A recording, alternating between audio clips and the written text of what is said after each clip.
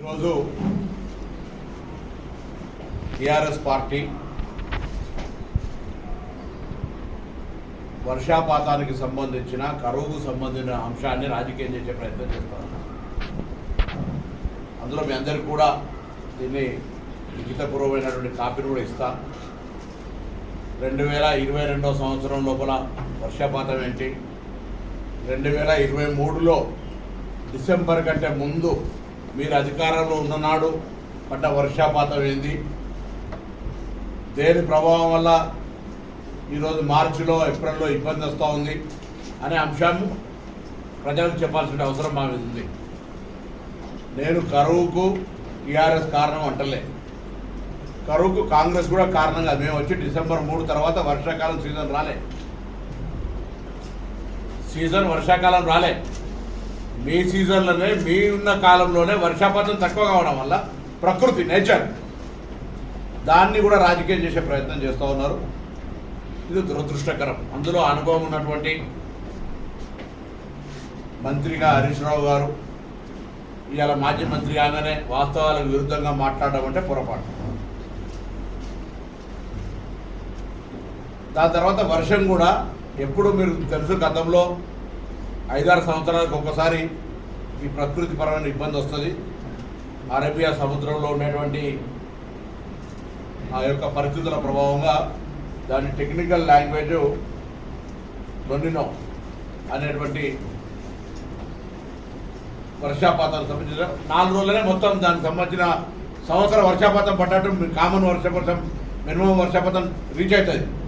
కానీ ఎప్పుడైనా ground water పెరగాలన్నా, drain అంతా ఎక్కడికక్కడికి కాలువలలో నీళ్లు రావాలన్నా 2020 కావచ్చు, 21 కావచ్చు, 22 లోపల ఆ విధంగా పడ్డాయి. Above 1000 rainfall. మనం 798 నేచురల్ రెయిన్ఫాల్ ఉంటే 1000 చిల్లర మిల్లీమీటర్ల రెయిన్ఫాల్ పడ్డది. సో దానివల్ల అన్ని రకాల సక్రమంగా జరిగింది. మొన్నటిసారి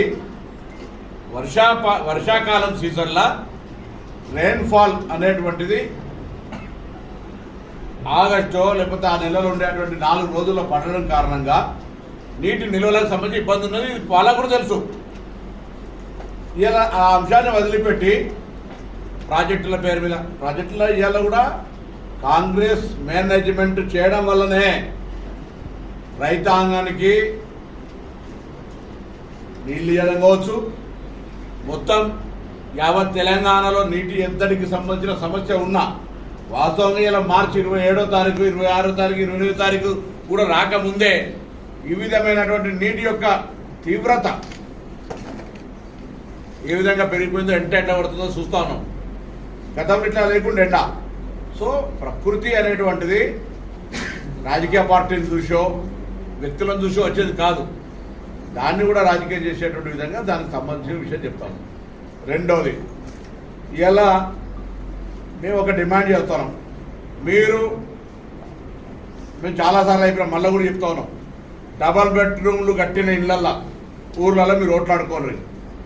గతంలో మేము ఇందిరమ్మ ఇళ్ళు కట్టిన కాడ మీరు ఓట్లాడుకోండి.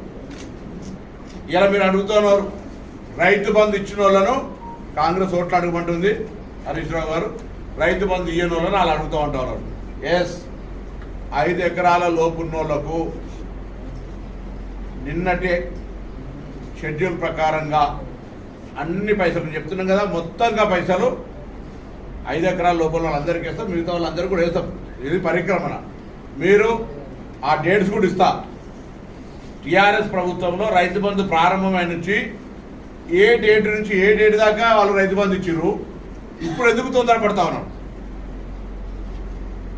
వాళ్ళ పరిస్థితికి అనుగుణంగా, అక్కడ ఉన్నటువంటి పరిస్థితికి అనుగుణంగా ఇచ్చారు.